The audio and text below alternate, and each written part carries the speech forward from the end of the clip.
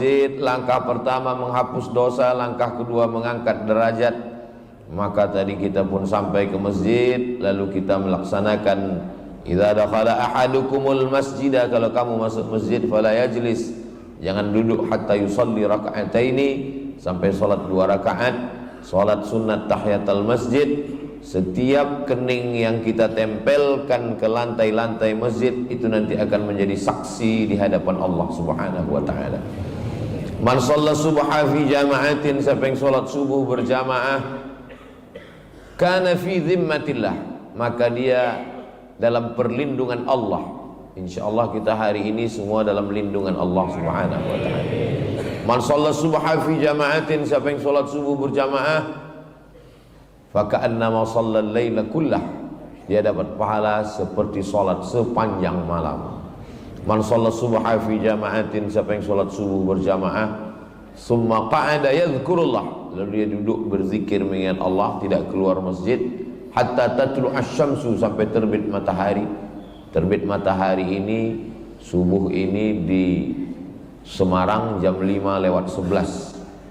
Ustaz tahu dari mana? Saya nanya google.com.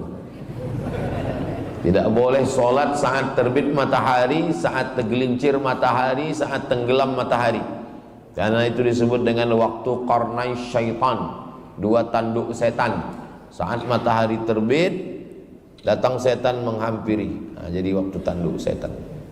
Sampai qaida ramhin, setinggi tombak.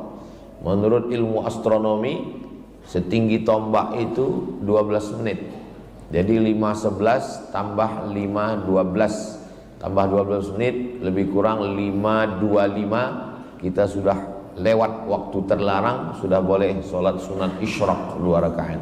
Sholat subuh berjamaah, duduk berzikir mengingat Allah sampai terbit matahari, lewatkan 12 menit, sholat sunat isyraq 2 rakaat.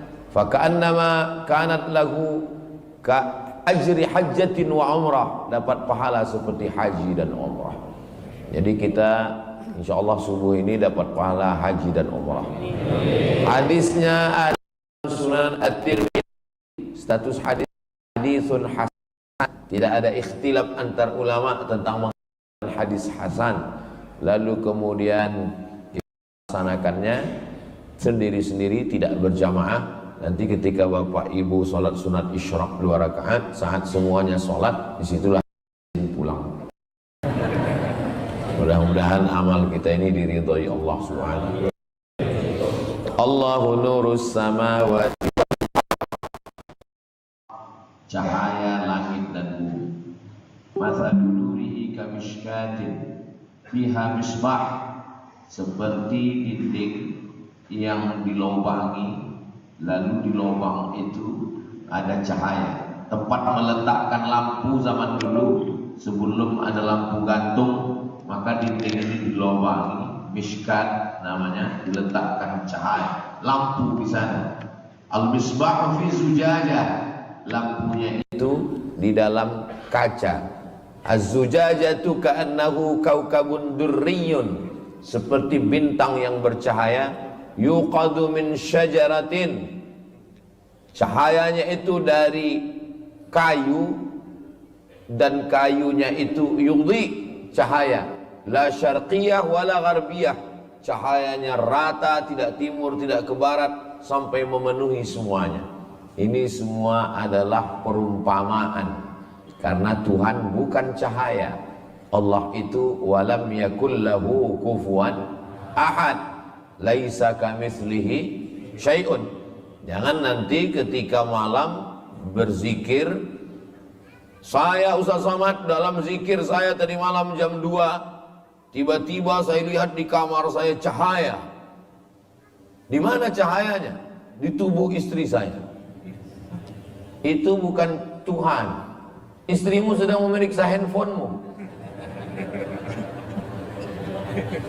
Kalau kita sedang berzikir, lalu tiba-tiba kita dalam pejam mata nampak cahaya terang, lalu kata dia itu Tuhan, maka ma khatara bibalik fallahu laisa kadzalik, apa yang terlintas di pikiranmu maka Allah tidak seperti itu.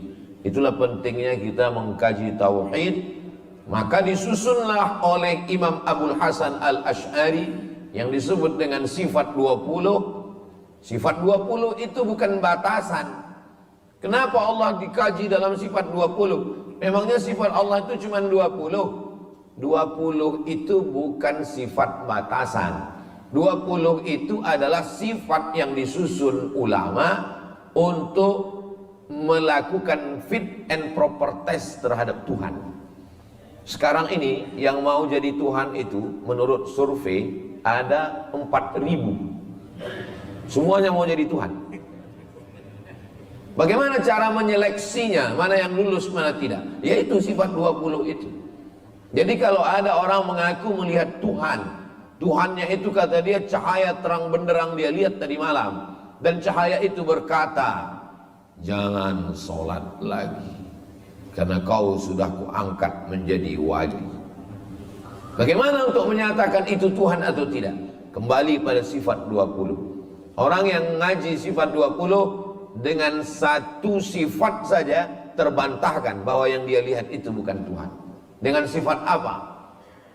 Wujud, qidam, baqa, kena pada pasal 4. Mukhalafatuhu lil hawadis. Mukhalafatuhu lil hawadis. Dia tidak sama dengan makhluk, sedangkan cahaya adalah makhluk. Maka siapapun apapun yang sama dengan makhluk, maka dia bukan Allah SWT. Itu maka masjid-masjid kalau bisa minimal buat kajiannya 3. Pertama kajian tauhid, kedua kajian fikih, ketiga kajian akhlak. Yang lain-lain itu tambahan. Dalam sepekan tauhid sifat 20. Kitab yang paling tipis matan Aqidatul Awam, syarahnya Jala'ul Afham, syarah Aqidatul Awam yang ditulis oleh Syekh Sayyid Muhammad bin Alawi Al-Hasani Al-Maliki. Ketika beliau mengajar itu lalu disusun oleh murid beliau Kiai Ihya. Maka kitab itu bagus sekali, dari Jawa Timur, murid Sayyid Muhammad Alawi. Kalau mau di pondok-pondok dulu kami membaca, disusun oleh Imam, kitab namanya Ad-Dasuqi ala Ummil Barahin. Al-Azhar pun mengkaji itu. Ini untuk menafikan orang. Lalu apa makna cahaya di situ? Cahaya adalah kiasan. Kenapa saya hari ini bisa membedakan ini orang, ini tiang, ini lampu, ini atap, ini dinding? Kalau ada orang mengatakan kita bisa melihat karena kita punya mata. Bukan. Kita bisa melihat bukan karena kita punya mata, tapi karena ada cahaya. Siapa yang mengatakan dia bisa melihat karena punya mata, nanti malam jam 12 besok malam, matikan semua lampu ini, datang kemari, buka mata lebar-lebar. Kita tidak bisa melihat apa-apa. Kita bisa melihat bukan karena mata, tapi karena kita dapat cahaya. Karena cahaya itulah yang bisa membedakan mana lampu, mana orang, mana tiang. Jadi, apa makna kiasan cahaya di situ? Artinya, ketika Allah memberikan hidayah kepada seorang hamba, maka dia seperti mendapatkan cahaya. Dengan cahaya itu dia bisa membedakan mana yang hak, mana yang batil. Mana yang batil, mana yang betul, mana yang betul, mana yang batil. Sekarang hampir tidak lagi bisa orang membedakan mana betul, mana batil, mana batil, mana betul. Walaupun batil, tapi karena disuarakan setiap hari menjadi betul. Yang betul dianggap batil, yang batil dianggap betul. Saking banyaknya orang gila sekarang. Orang waras ragu dengan kewarasannya. Ada orang waras masuk ke rumah sakit jiwa, begitu ketemu di pintu satpam, kebetulan di samping satpam itu ada orang gila. Orang gila itu pertama nanya, "Bapak sudah lama gila?" Dia bilang, "Saya waras, kamu yang gila." Sampai ke dalam, lewat di lapangan, ketemu ramai orang gila, tepuk tangan. "Orang gila, orang gila. Saya yang waras, kamu yang gila," kata orang waras. Sampai ke dalam, ketemu lagi sama orang gila, minta sebatang rokok. Dia bilang, orang gila punya mancis nggak? Kalau begini lama-lama saya yang jadi ragu, siapa yang gila sebetulnya? Saking banyaknya orang gila, orang waras, ragu dengan kewarasannya. Maka kalau orang sudah punya kebenaran, kebenaran itu seperti cahaya yang datang dari Allah Subhanahu wa taala, bisa membedakan antara hak dan batil. Maka Nabi Muhammad SAW itu diperumpamakan seperti cahaya. Mana Nabi Muhammad diumpamakan seperti cahaya? Tala'al badru alaina. Badar itu bulan yang bulat purnama. Kalau bulan yang masih kecil, bulan sabit, itu namanya hilal. Kalau bulan yang sudah bulat, namanya badar. Dua-duanya sudah jadi nama orang Indonesia, Pak Hilal dan Pak Badar. Itu perumpamaan. Kenapa? Karena bulan itu terang di tengah malam yang gelap.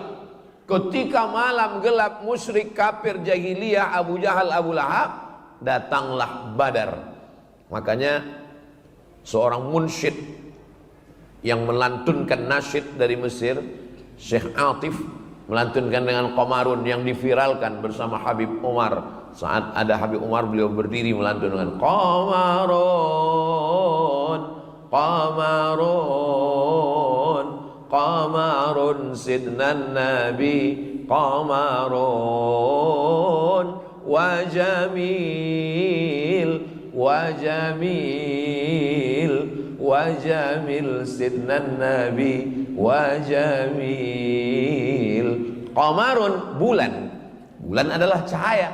Kenapa bukan matahari? Kenapa Nabi Muhammad itu diumpamakan seperti bulan? Kenapa bukan matahari? Karena bulan menerima pantulan cahaya. Nabi Muhammad bukan sumber cahaya. Sumber cahaya adalah Allah Subhanahu wa ta'ala. Dan bulan menerima pantulan cahaya, dialah yang menerangi kegelapan.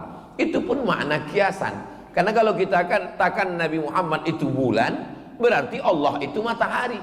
Kita nyembah matahari. Apa beda kita dengan Jepang? Nanti kita di akhirat disatukan sama orang Jepang, kan sama-sama nyembah matahari. Wasyamsu wal qamaru, sedangkan bulan dan matahari, matahari dan bulan adalah sama-sama ciptaan Allah Subhanahu wa ta'ala. Fa bi ayyi ala'i rabbikuma tukadziban. Jadi kalau begitu Allah itu laisa kamitslihi syai'un. Dia bukan apa-apa, dia bukan apapun, tak bisa diserupakan dengan apapun. Lalu perumpamaan itu untuk mendekatkan kita mudah, litakribil fahmi, supaya mudah memahaminya. Jadi ketika seorang dikatakan bisa menjelaskan sesuatu yang tidak jelas, Ustaz sudah mengeluarkan kami minaz zulumati ilan nur, dari kegelapan kepada yang terang benderang. Kalau cahayanya karena listrik, dia akan mati. Apalagi token, habis paket. Kalau cahayanya karena lampu, dia akan kering. Tapi kalau cahaya itu datang dari Allah, Allah itu sifatnya qadim, wujud, qidam, tidak berawal. Ada orang mengaku Tuhan, saya Tuhan kata dia, sedangkan dia dilahirkan, berarti dia tidak Tuhan, karena Tuhan itu qadim, tidak berawal. Lalu kemudian dia mati, Sai Baba mati, dia dipertuhankan, berarti dia tidak Tuhan. Kenapa? Baqa berakhir, baqa kekal, tidak berakhir.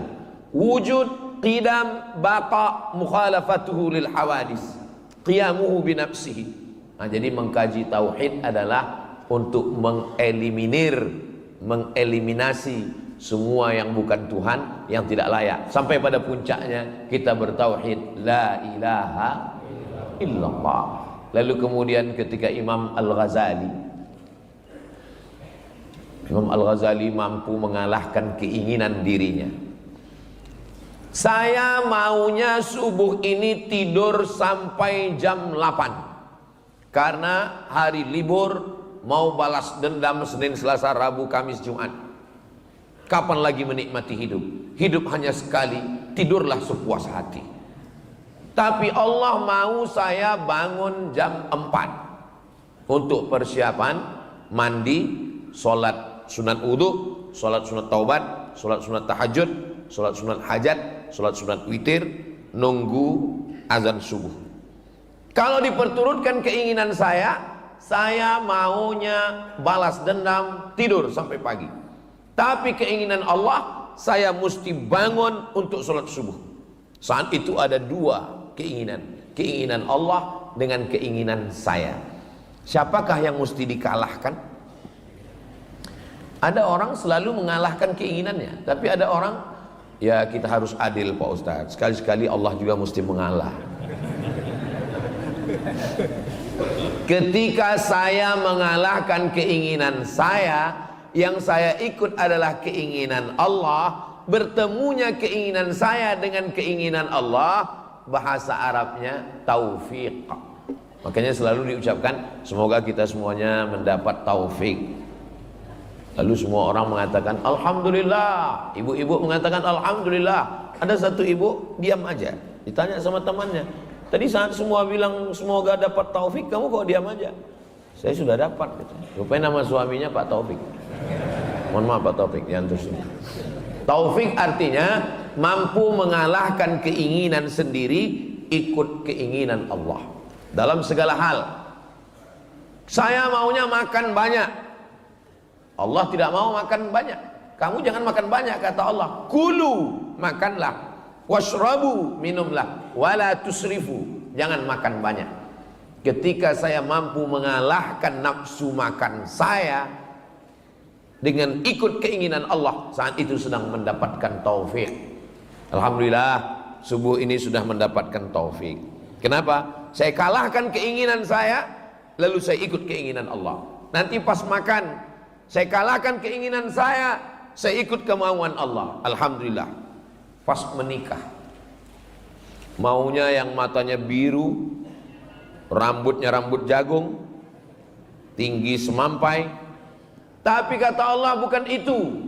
Wala amatum musyrikatun khairan, budak hitam hamba sahaya lebih baik min musyrikatin, daripada yang cantik tapi dia musyrik, mempersekutukan Allah. Walau a'jabatskum, walaupun dia mengagumkan bagi kamu. Di saat itu saya melawan hawa nafsu saya. Kalau saya peturutkan hawa nafsu saya uturutkan yang ini. Tapi kalau saya kalahkan, berarti dapat taufik. Sudah 3 kali dapat taufik. Saat bangun tidur dapat taufik, saat makan dapat taufik, saat ingin menikah dapat taufik. Kemudian saat memilih pemimpin, begitu juga. Saya maunya yang ngasih saya sembako, yang ngasih serangan pajar. Tapi menurut Allah itu adalah la'ana Rasulullah SAW ar-rashi wal murtashi. Orang yang menyogok, yang menerima sogok, dilaknat. Laknat artinya ba'idun anir rahmah, jauh dari rahmat Allah. Lalu kemudian la tattakhidul kafirin, dalam ayat lain la tattakhidul yahuda wan nasara awliya, jangan kau angkat orang-orang yang tidak mempertuhankan Allah, mempersekutukan Allah, menjadi orang yang memikul tanggung jawabmu, yang ngurus lampu jalanmu, yang mengurus APBD APBN-mu. Aulia min dunillah. Di saat itu sedang bertarung keinginan saya, apakah saya ikut keinginan Allah atau ingin ikut hawa nafsu saya. Maka dalam segala hal kita mesti menghilangkan ini. Itulah mengapa disebut kita selalu semoga mendapatkan taufik. Kenapa taufik lebih didahulukan daripada hidayah? Billahi taufik wal hidayah. Wassalamualaikum. Belum penutupan. Karena kita berhenti 5:11 tambah 12 5:25. 5:25 baru kita sholat sunat isyraq 2 rakaat. Kenapa taufik lebih didahulukan daripada hidayah? Kenapa tidak billahil hidayah wat taufik? Karena hidayah ada 2. Hidayah yang pertama, hidayah untuk memilih antara kafir dan Islam. Lalu kenapa kita minta hidayah? Ihdinas siratal mustaqim, ihdinas siratal mustaqim. Semoga dapat hidayah. Kita kan sudah Islam.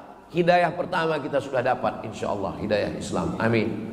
Tapi hidayah yang kedua adalah menetap dalam keislaman, kuat dalam keislaman. Itulah hidayah yang kedua.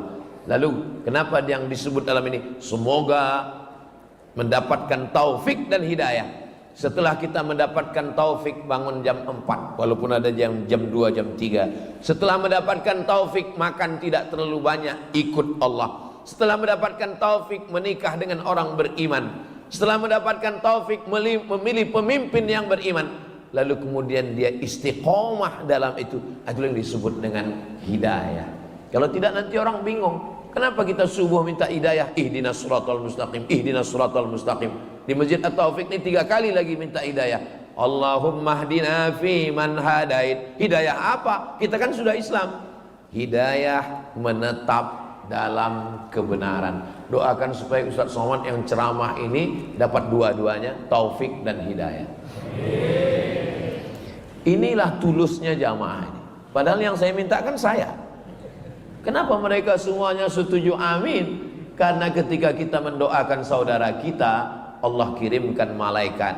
Apa kata Allah? Hai malaikat, mereka yang mendoakan orang lain, ucapkan amin. Lalu malaikat itu mengatakan amin walaka mithluh, kabulkan doa orang ini, engkau dapat yang sama seperti yang engkau doakan.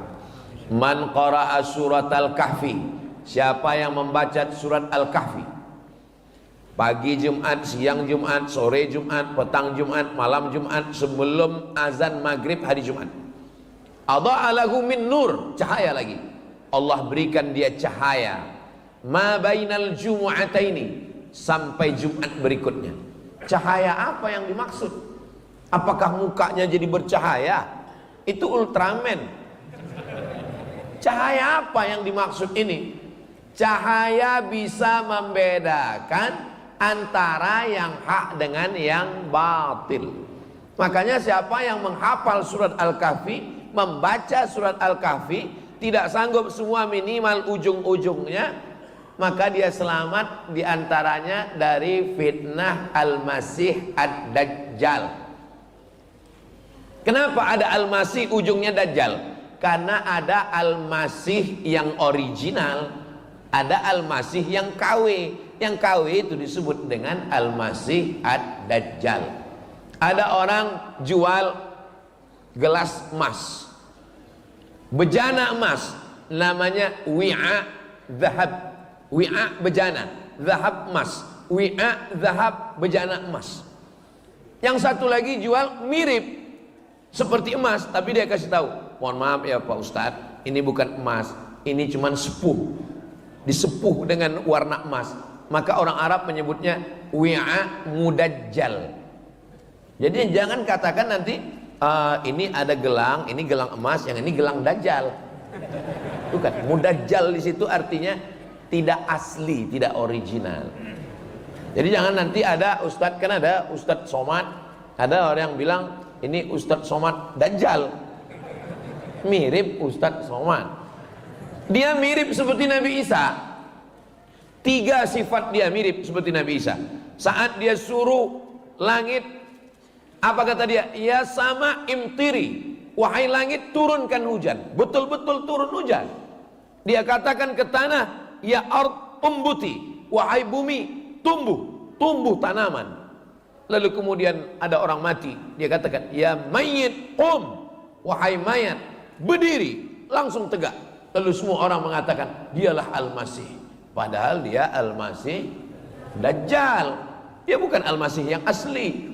Makanya sebelum salam tadi kita minta, Allahumma inni a'udzubika min adzabi jahannam wa min adzabil qabri wa min fitnatil mahya wal mamat wa min syarri fitnatil masihid Dajjal.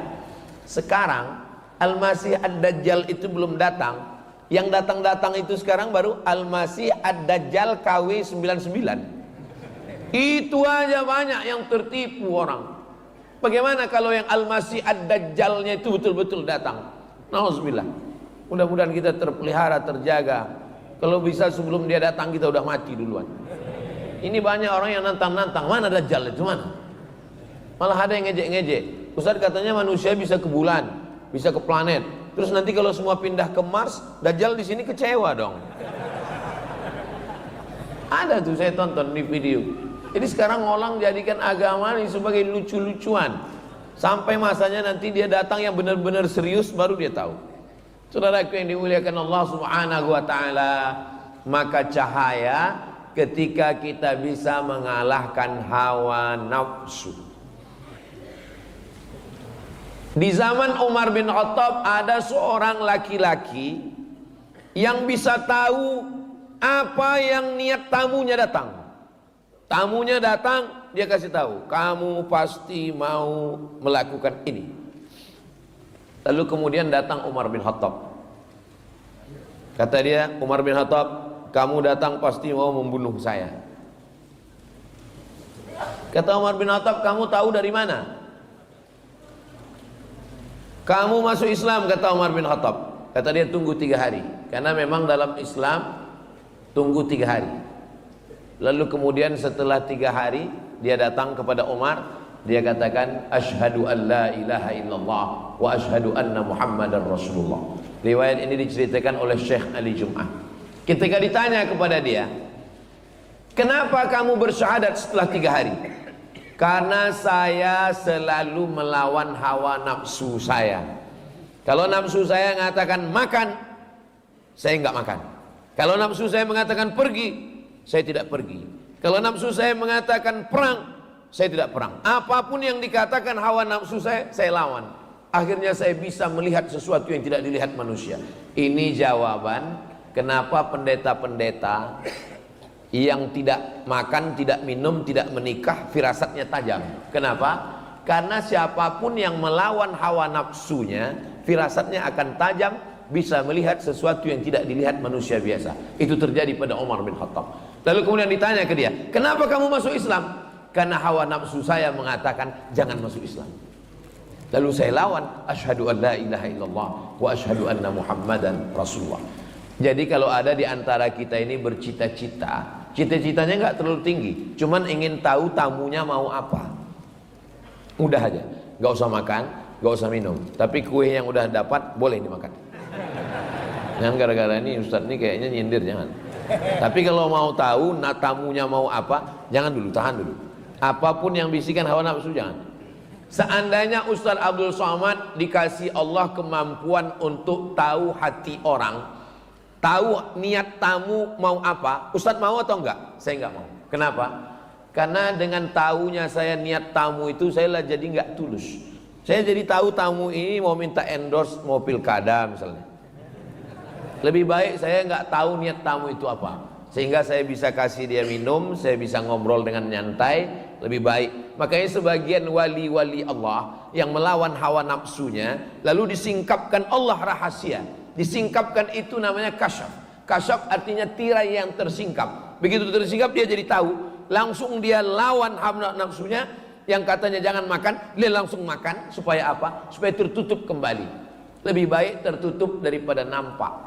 Ini banyak orang sekarang sengaja nggak makan, nggak minum, nggak tidur, nggak nikah. Supaya apa? Supaya tahu apa yang terjadi. Itu bukan puncak ilmu dalam Islam.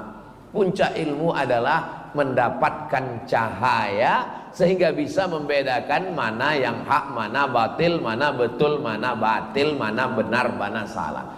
Mudah-mudahan kita mendapatkan kebenaran itu insya Allah. Imam Abu Hamid Al-Ghazali yang menulis kitab Ihya Ulumuddin 4 jilid. Dia jabatan tertingginya rektor, diangkat oleh Sultan Nizamul Mulk di Universitas An-Nizamiyah. Ngomongnya berkarisma. Kalau dia jalan 70.000 orang menyertainya. Dia sampai kepada puncak keilmuan. Yang paling hebat zaman itu adalah filsafat. Dia bantah filsafat. Judul bukunya Tahafud Al-Falasifah. Setelah itu baru datang Imam Ibn Rushd membantah tahafud at-tahafud. Waktu itu Imam Al-Ghazali sudah meninggal dunia. Imam Al-Ghazali digelar dengan Hujjatul Islam. Berbantah dengan siapapun, dia menang. Sampai akhirnya suatu hari dia melihat ada tongkat yang bengkok di tepi sungai. Ada tongkat kayu, dia lihat bengkok. Ternyata setelah ditarik, lurus. Kalau kita ambil kayu, tongkat, kita tusukkan ke tepi sungai, lalu kita lihat, itu kan bengkok. Tapi pas kita tarik, lurus. Dia sudah mulai tidak percaya dengan mata. Berarti mata tertipu. Mata yang melihat ini menipu. Apalagi zaman sekarang, dilihat dari jauh putih, rupanya skincare. Mohon maaf ibu, saya kira nggak ada ibu-ibu. Jadi mata ternyata menipu. Telinga juga begitu. Kita dengar lagu, enak sekali. Begitu dihilangkan sound musiknya, dihilangkan, hancur babak belur. Telinga menipu, tertipu. Mata tertipu. Kalau begitu saya tinggalkan semua yang menipu ini. Imam Abu Hamid Al-Ghazali meninggalkan jabatan rektor, meninggalkan popularitas, 70.000 follower dia tinggalkan. Akhirnya dia berkhalwat. Khalwat artinya bersunyi-sunyi dengan Allah Subhanahu wa taala di menara Masjid Jami' Umawi, sampai sudut itu disebut dengan Zawiyah Al-Ghazali, pojok Imam Al-Ghazali. Lalu berapa lama dia di sana? 11 tahun. Setelah itu dia sampai kepada level yang tertinggi disebut dengan ma'rifah. Ma'rifah artinya puncak ilmu pengetahuan. Lalu orang bertanya kepada dia, kamu sudah sampai kepada ma'rifah Al-Ghazali? Ya. Apa al-ma'rifah itu? Imam Al-Ghazali mengatakan, nurun yaqdhifullahu fi qalbi abdi. Cahaya yang ditembakkan ke hati seorang hamba. Hanya sampai itu saja. Cahaya yang ditembakkan ke dalam hati seorang hamba. Dengan cahaya itu bisa membedakan mana yang hak, mana yang batil. Sekarang yang disebut dengan kebenaran itu apa? Kebenaran itu kalau dilakukan oleh tokoh terkenal, walaupun salah berarti benar. Kebenaran itu apa? Kebenaran itu kalau dilakukan semua orang, semua yang viral benar, walaupun salah. Orang tidak lagi dapat cahaya. Makanya di antara doa tahajud, Allahumma ja'al fi qalbi nura, wa fi sam'i nura, wa fi basari nura, wa an yamini nura, wa an yasari nura, wa min amami nura, wa min khalfi nura, wa min fawqi nura. Bunyi, berarti matahari sudah terbit. Setiap bunyi terbit matahari. Setiap bunyi terbit matahari. Setiap bunyi terbit matahari. Suatu hari dia nggak bunyi, matahari terbit. Baterainya habis. Orang sudah terjebak pada hukum sesuatu terjadi sesuatu. Kalau sudah begini, padahal itu belum tentu benar. Itu hanya kebenaran yang diciptakan oleh manusia. Kalau dia bunyi, berarti terbit matahari. Gimana kalau dia tidak bunyi? Matahari tetap terbit. Jangan terjebak pada hukum yang dibuat oleh manusia. Maka kita minta cahaya dari Allah. Nurun, cahaya yang ditembakkan ke dalam hati seorang hamba, sehingga dengan itu saya bisa mengetahui mana yang benar, mana yang salah. Membaca surat Al-Kahfi supaya ingin dapat cahaya. Doa tahajud supaya dapat cahaya. Berzikir supaya dapat cahaya.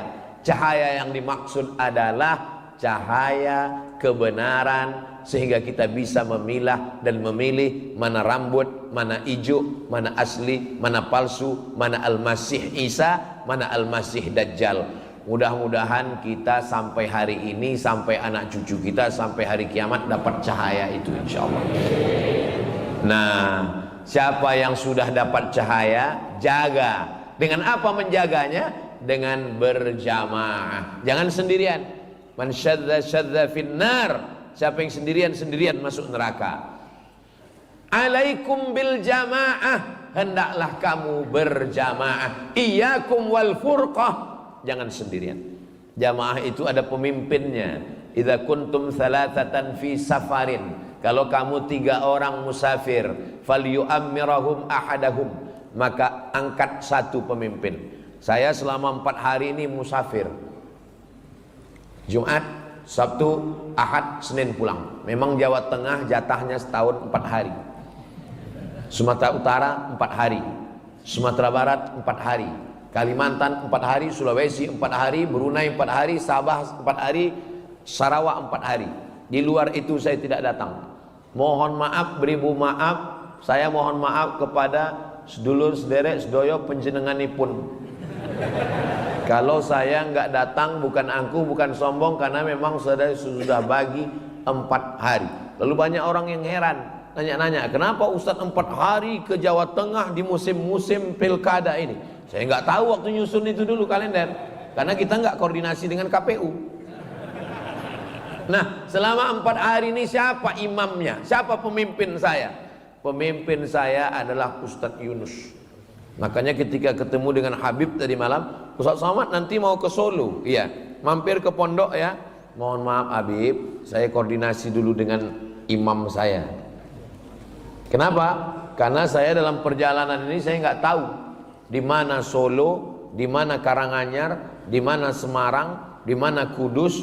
Maka saya berikan kepada yang tahu. Fas'alu ahla dzikri in kuntum la ta'lamun. Tanya pemimpinmu kalau kamu tidak tahu. Maka angkat dia menjadi pemimpin, tunjukkan mana tempat-tempatnya. Setelah itu sami'na wa ata'na. Ju'ilal imamu liyutamma bih. Imam itu diangkat untuk diikuti, bukan untuk dilawan. Maka apapun yang dilakukan imam, ikut. Imamnya ruku, melu wae, wis. Imamnya sujud, ikut saja. Imamnya angkat tangan, ikut angkat tangan. Allahumma hdina fi man hadait, amin. Wa afina fi man afait, amin. Wa tawallana fi man tawallait, amin. Wa barik lana fi ma a'tait, amin. Wa qina bi rahmatika syarra ma qadait, amin. Karena yang paling enak itu ikut imam. Ngapain kita ngelawan imam? Imam ruku, kita ruku. Imam sujud, kita sujud. Imam baca kunut, kita baca kunut. Imam kentut, yang batal imamnya, kita enggak. Apa standarnya? Standar kita ikut imam selama imam itu ikut Allah dan ikut Rasulullah Sallallahu Alaihi Wasallam. Imam yang kentut wajib diganti dengan imam yang baru. Mohon maaf imam, jangan tersinggung. Yang saya maksud imam ini bukan imam yang lain. Saudaraku yang dimuliakan Allah Subhanahu wa taala, maka datang seorang laki-laki bertanya, "Saya ini mazhabnya Syafi'i." Ya. Mazhab Imam Syafi'i mazhab salaf. Karena Imam Syafi'i meninggal 204 dan dia satu dari imam mazhab yang 4. Nomor 2 imam pertama Hanafi, nomor 2 Maliki, nomor 3 Syafi'i. Enggak masalah. Imam Syafi'i, iya. Tapi saya beberapa pendapat ikut Imam Hambali. Imam Hambali juga enggak masalah. Imam Hambali imam yang keempat, muridnya Imam Syafi'i. Tapi Imam Hambali dengan Imam Syafi'i beberapa perbedaan. Di antara perbedaan mereka tentang kunut subuh. Imam Syafi'i berkunut subuh, Imam Hambali tidak kunut subuh. Dulu kelahi antara pengikut Imam Syafi'i dengan Imam Hambali. Sekarang alhamdulillah sudah nggak kelahi lagi karena sama-sama nggak sholat subuh. Datang satu pengikut Imam Hambali. Saya ini ikut Imam Hambali. Ya, saya nggak kunut subuh. Iya, karena Imam Hambali tidak kunut subuh. Bagaimana kalau saya pulang kampung, ternyata di masjid itu yang jadi imamnya adalah mazhab Syafi'i. Kata Imam Hambali, kalau dia baca doa kunut, angkat tanganmu dan ucapkan amin. Paling enak ngikut imam. Sekarang banyak makmum nggak ikut imam. Imam mengangkat tangan, Allahumma hdina fi man hadait. Halo. Imam Hambali sendiri mengikut Imam Syafi'i. Apakah hanya karena berbeda mazhab lalu kelahi?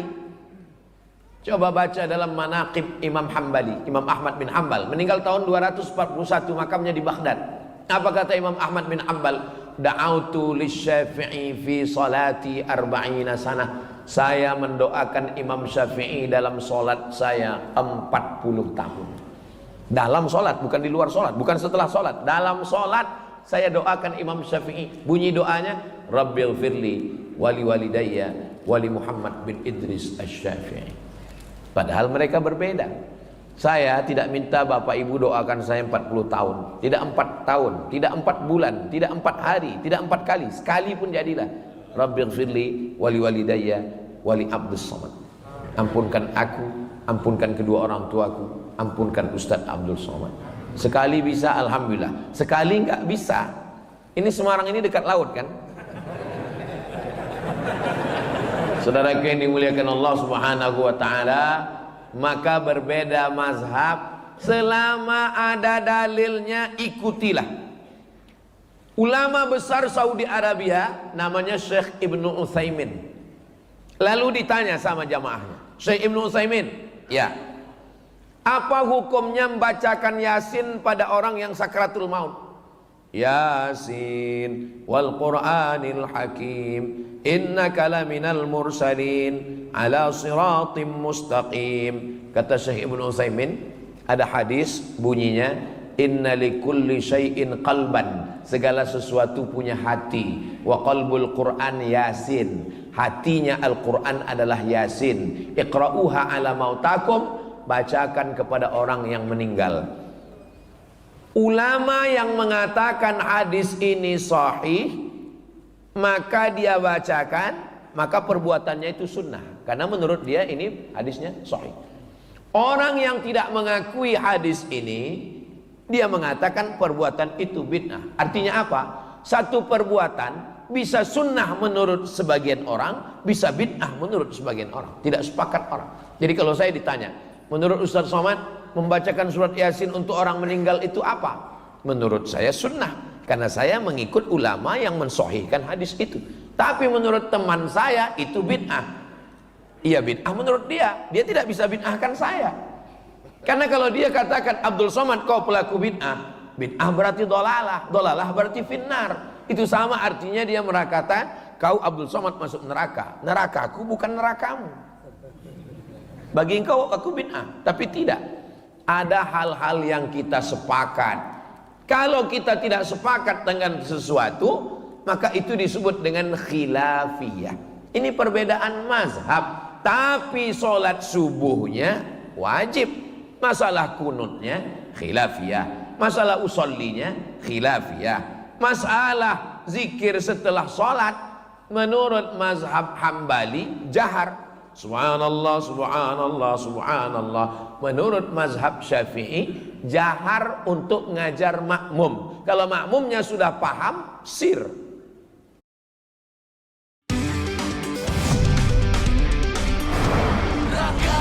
Terus maju, usaha melaju.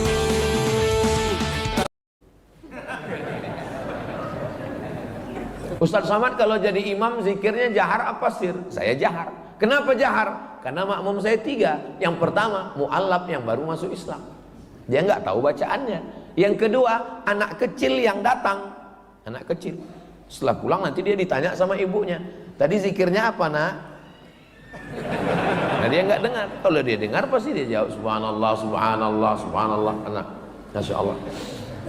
Yang ketiga, dia bukan anak kecil, dia juga bukan mu'allaf, tapi subuh inilah subuh pertama kali dia sholat, dan dia nggak tahu bacaannya. Maka saya jaharkan itu untuk mengajar makmum. Makmum kan udah tahu Pak Ustadz. Sebelum angkat takbiratul ihram, apa kata imam? Sawus sufuf, luruskan saf. Apakah ada orang Islam yang nggak tahu? Semua orang Islam sudah tahu. Saya belum pernah sholat lalu imamnya ngomong, mohon maaf jamaah, saya nggak perlu meluruskan saf, kan udah tahu semua kan? Kenapa diulang-ulang terus? Sawus sufuf, karena itu sunnah. Fa inna taswiyatas sufuf min tamamis shalah. Selesai itu tadi imam berdoa, saya ikut aminkan. Kalau banyak orang tidak mau lagi mengaminkan doa imam. Pas ditanya, kamu kok nggak ngaminkan? Alah, doa yang lamanya belum makbul Pak Ustaz. Kamu kenapa nggak ikut baca doa sama imam? Kami beda visi misi Pak Ustaz. Imamnya minta hujan, saya jual es krim. Yang kita mintakan itu bukan hujannya, rahmatnya. Rahmat yang diturunkan Allah Subhanahu wa taala. Kenapa Ustaz ikut amin dengan imam tadi? Sebab kata Nabi, ad-da'i wal mu'amminu fil ajri sawa. Yang berdoa dengan yang mengaminkan pahalanya podo, sami mawon. Maka imam membaca doa, saya ikut aminkan. Apa susahnya bilang amin? Amin. Oh, saya lupa. Tadi yang baca doa saya. Diminta imam. Gak mungkin saya tolak. Gak mungkin ketika saya disuruh baca imam tadi berani nyuruh-nyuruh saya. Enggak, saya taat sama imam. Imam bilang baca, siap imam. Saya baca doa. Lalu kemudian setelah itu kenapa kali kita zikir Asmaul Husna? Itu pun sunnah. Walillahil asmaul husna. Allah punya nama yang baik-baik. Fad'uhu biha. Ya Rahman, Ya Rahim, Ya Malik, Ya Quddus, Ya Salam, Ya Mu'min, Ya Muhaimin, Ya Aziz, Ya Jabbar, Ya Mutakabbir, Ya Khariq, Ya Bari, Ya Musawwir, Ya Ghaffar. Itulah enaknya kalau Asmaul Husna rame-rame. Yang nggak hafal nggak ketahuan. Anaknya nanya, "Papa hafal?" Hafal kalau rame, kalau sendiri enggak. Kenapa zikir itu mesti rame-rame, mesti bersuara keras? Karena malaikat dikirim Allah. Inna lillahi malaikatan. Ada malaikat-malaikat yatufuna 'alal ard. Malaikat itu berkeliling di atas muka bumi mencari majelis zikir. Begitu mereka menemukan majelis zikir, malaikat itu memanggil teman-temannya, halummu, halummu, mari kemari, ila hajatikum, inilah yang kalian cari. Dan mereka ikut berzikir dengan orang yang berzikir. Itulah makna hadis, idza dzakarani fi nafsi, aku menyebutnya dalam diriku sendirian. Wa idza dzakarani fi mala'in, kalau dia berzikir beramai-ramai, dzakartuhu fi mala'in khairum min mala'ihim, aku sebut mereka di tempat yang lebih ramai dan lebih mulia. Maksudnya lebih ramai bersama malaikat, lebih mulia bersama malaikat yang tidak berdosa. Itu diantara dalil-dalil zikir berjamaah yang disusun oleh Al-Imam Al-Hafiz Jalaluddin Abdurrahman As-Suyuti. Sebagiannya disebutkan dalam kitab Al-Hawilil Fatawi tentang dalil zikir-zikir beramai-ramai. Di antaranya dalam kitab Musnad Ahmad bin Hanbal, setelah berzikir beramai, orang berdiri. Ketika berdiri bubar, apa kata malaikat? Qumu maghfuran lakum, berdirilah kamu, dosa-dosamu sudah diampunkan Allah Subhanahu wa ta'ala. Maka nanti ketika kita berdiri, semua dosa-dosa kita sudah lepas semuanya. Tapi ingat, makanya kalau dengar ceramah itu jangan sambil ngantuk, dengar baik-baik. Yang lepas itu dosa, bukan hutang. Jangan pulang dari sini ditagih kapan? Kata Ustaz Somad tadi saya sudah lepas hutang. Ceramah saya semuanya bisa didengar ulang. Jadi kalau ada yang bohong ketahuan, karena saya nggak pernah buat kajian eksklusif tertutup. Semuanya bisa ditonton ulang di channel Ustaz Abdul Somad Official. Subscribe, like, share, and comment. Akhirnya kita sampai pukul 5.25, sudah masuk waktu sholat sunat isyraq. Nama waktunya syuruq, nama sholatnya isyraq pakai qaf. Kalau pakai kaf isyraq syirik. Kalau isyraq terbit matahari, kanat lahu ka ajri hajjatin wa umrah, maka dia dapatkan pahala seperti haji dan umrah. Maka untuk menjaga cahaya ini supaya tetap, jangan sampai cahaya ini 100 watt jadi 5 watt, kadang-kadang hidup kadang-kadang mati. Maka menghidupkannya itu adalah dengan ibadah. Salat subuh berjamaah menyala, salat isyraq menyala, salat duha menyala, zuhur, asar, maghrib, isya, tahajud, zikir, infak, wakaf, sedekah menyala abangku. Tapi kalau sudah, ya suami saya alhamdulillah sejak dengar tausiah Ustaz ada juga dia sholat. Alhamdulillah Ustaz. Sholat apa? Idul Adha. Itu pun karena ke masjid mau ngambil kupon kurban. Itu susah mau diselamatkan cahayanya. Mudah-mudahan doakan supaya saya, Habib Hasan, Ustadz Alfian Tanjung diberikan istiqomah, kita semua dalam kebaikan. Ala hadhihi niyyah, untuk niat yang baik ini. Al-Fatihah. A'udzubillahi minasyaitonir rajim. Bismillahirrahmanirrahim. Alhamdulillahi rabbil alamin. Arrahmanir rahim. Maliki yaumiddin. Iyyaka na'budu wa iyyaka nasta'in. Ihdinas siratal mustaqim. Siratal ladzina an'amta 'alaihim ghairil maghdubi 'alaihim waladdallin. Amin. Allahumma shalli 'ala sayyidina Muhammad wa 'ala ali sayyidina Muhammad. Allahumma ij'al fi qulubina nura. Jadikan cahaya di dalam hati kami ya Allah. Wa fi asma'ina nura. Jadikan cahaya dalam pendengaran kami ya Allah. Wa fi absarina nura. Jadikan cahaya dalam pandangan kami ya Allah. Wa an aymanina nura. Bagian kanan kami cahaya. Wa an aisarina nura. Bagian sebelah kiri kami cahaya. Wa an amamina nura. Bagian depan kami cahaya. Wa min khalfiha nura. Dari bagian belakang kami cahaya. Wa min fawqina nura. Jadikan bagian atas kami cahaya. Wa min tahtina nura. Bagian bawah cahaya. Waj'al lana nura. Jadikan untuk kami cahaya, sehingga dengan cahaya itu kami bisa membedakan antara yang hak dan batil ya Allah. Allahumma arinal haqqa haqqa warzuqna ittiba'ah. Tunjukkan yang hak itu hak benar, berikan kami kekuatan untuk mengikutinya. Wa arinal batila batila, tunjukkan yang batil itu salah. Warzuqna ijtinabah, berikan kami kekuatan untuk menjauhinya ya Allah. Allahumma hdina, berikan kami hidayah. Wahdi bina, berikan saudara kami hidayah. Waj'alna sababan liman ihtada, jadikan kami menjadi sebab sampainya hidayah itu kepada saudara-saudara kami ya Allah. Allahumma ja'al hadzal balada baladan amina, jadikanlah negeri kami ini negeri yang aman dan damai. Allahumma arzuqna imaman adila, berikan kami pemimpin yang adil dan amanah. La tusallit alaina bidzunubina man la yakhafuka wa la yarhamuna, jangan hukum kami atas dosa-dosa kami lalu kau angkat orang yang tak takut padamu dan tak sayang pada kami. Allahumma dafa'ana al-ghala wal waba wal fahsya wal riba wal zina wal munkar, selamatkan negeri kami, anak cucu kami dari malapetaka, narkoba, zina, LGBT, perbuatan keji dan mungkar. Allah mansur ikhwanana al-mujahidina fi Palestin, tolong saudara kami yang sedang teraniaya di Palestina. Allahumma dammir a'da'aka a'da'ad-din, hancurkan musuhmu musuh kami semua Israel ya Allah. Allahumma syattid syamlahum wa farriq jam'ahum, hancurkan persatuan mereka, cerai-beraikan persatuan barisan mereka. Waj'al kaidahum fi nuhurihim, jadikan tipu muslihat mereka menuju kematian mereka ya Allah. Rabbana ighfir lana dzunubana, ampunkan dosa kami, wali abaina, ayah kami, wali ummahatina, ibu kami, wali azwajina, pasangan hidup kami, wali dzurriyyatina, anak keturunan kami, wali habaibina, para habaib kami, wali masyayikhina, guru-guru kami, wali man hadarana, semua yang hadir dalam majlis kajian subuh ini ya Allah. Rabbana atina fid dunya hasanah wa fil akhirati hasanah wa qina adzaban nar. Wa sallallahu ala sayyidina Muhammad wa ala alihi wa sahbihi wasallam, walhamdulillahi rabbil alamin. Taqabbalallahu minkum minna wa minkum taqabbal ya karim.